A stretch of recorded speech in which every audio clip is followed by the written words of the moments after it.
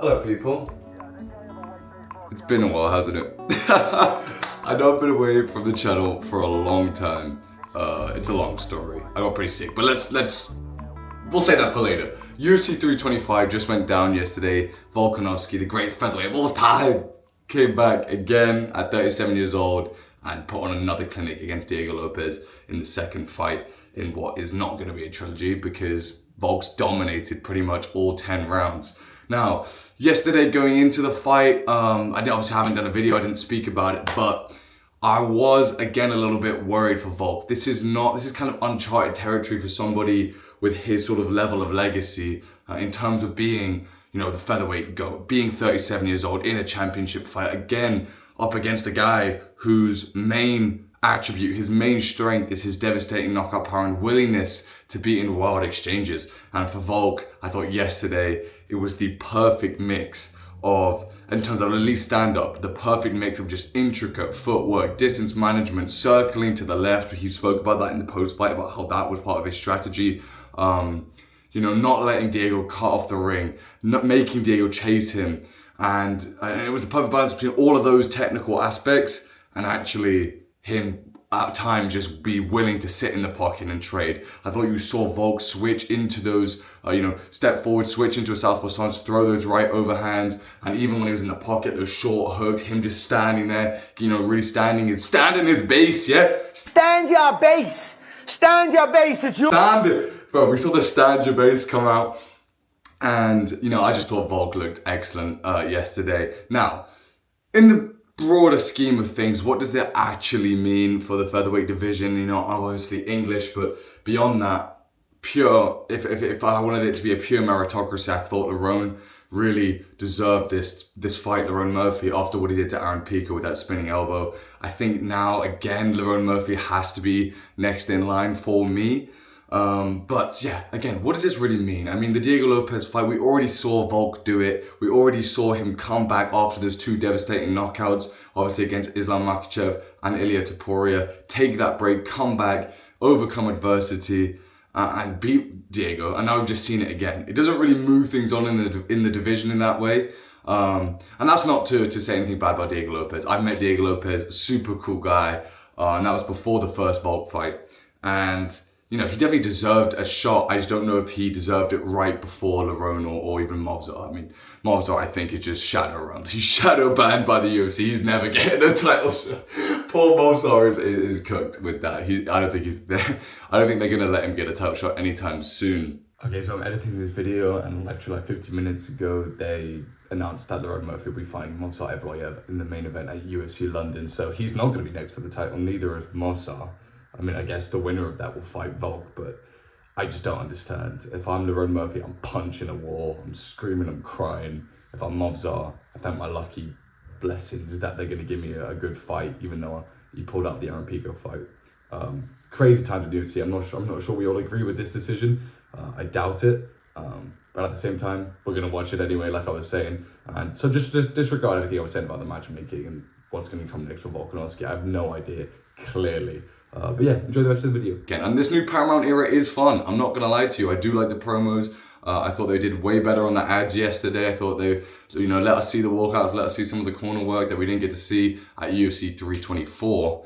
And that was Paddy versus Justin. But yeah, I just wanted to get on here and talk about Volk and how impressive that was. I mean, other fights on the card, Dan Hooker taking more damage again, losing to BSD. And, BSD is good. Benoit is very, very good. But I don't want to see Dan Hooker keep getting into fights where he's just getting his face split open and, ground and pounded like that. Also, Herb Dean, I think, was the ref for that fight, has to do so much of a better job at stopping the fight earlier. He let it go on way too long.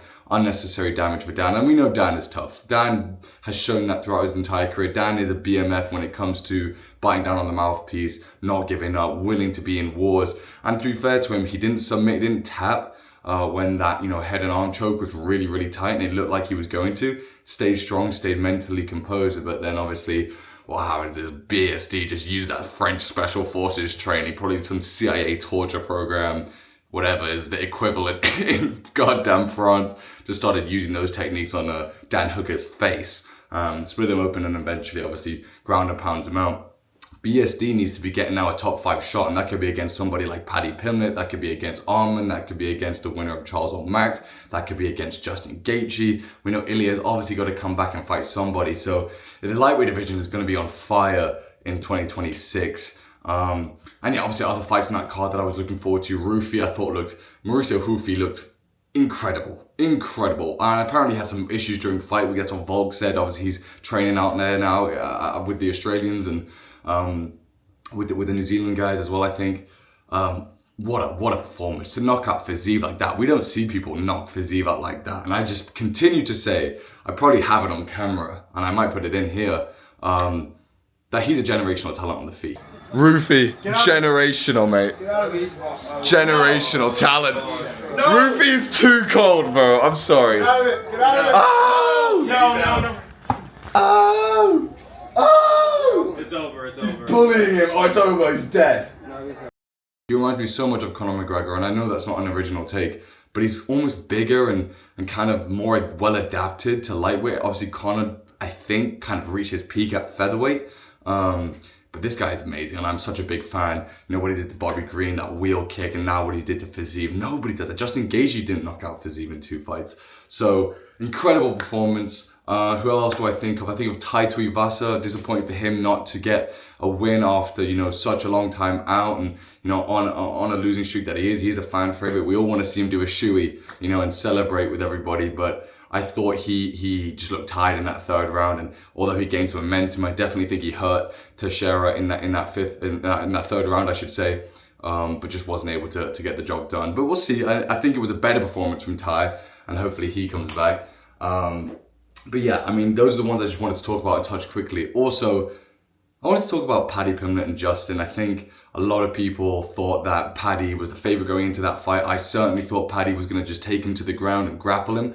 I think Paddy may have wanted to prove a point by staying on the feet with him, but I also think that Justin, as Paddy mentioned, hit him in that solar plexus and rocked him early. And, you know, those things change in fights entirely. What Paddy showed us was that he is a tough motherfucker, tough as nails. And for him to continue to get up and keep going forward and try and win that fight kind of really proves that he's got so much left to give in this sport. And I think we'll see Paddy in huge fights, not only because of his skill set, which is clear to me that he is one of the best lightweights in the world, but also because of his personality. He's such star quality, especially his post-fight speeches. They're the best in the game, you know, and, you know, quite emotional one, honestly. I'm English, obviously. I'm not a Liverpool fan, I'm an Arsenal fan, but I've seen Diego Jota play football and score against Arsenal many times in real life on a couple of occasions, and for him to dedicate that performance to Diogo and Andre was a beautiful gesture.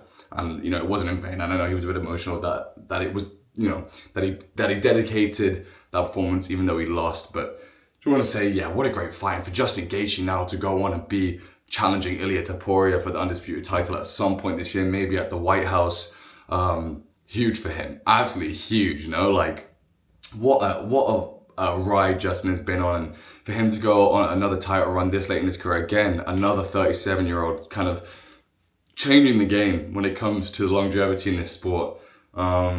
Yeah, obviously I think Ilia is gonna win that fight and probably knock Justin Gaethje out, considering, you know, the versions of Ilia that we've seen and who he's been doing it to. You know, Max Holloway, Volkanovski, Charles Oliveira. I would consider legends of this game, and Justin Gaethje is right behind those guys in terms of what he's done for this sport and what he's done in this sport.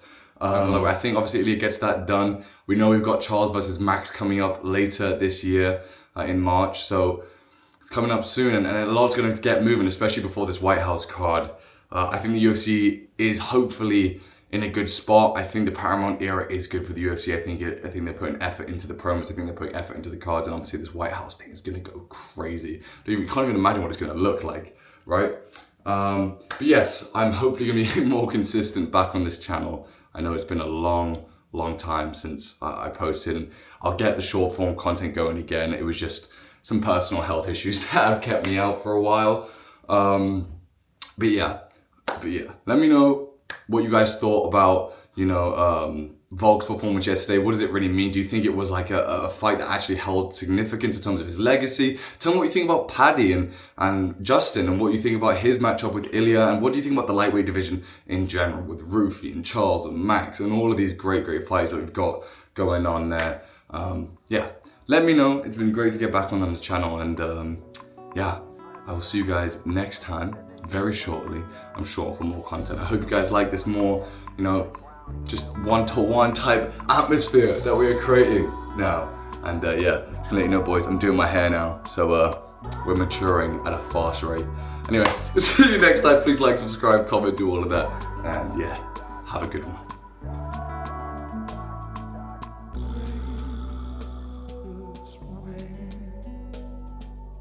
Way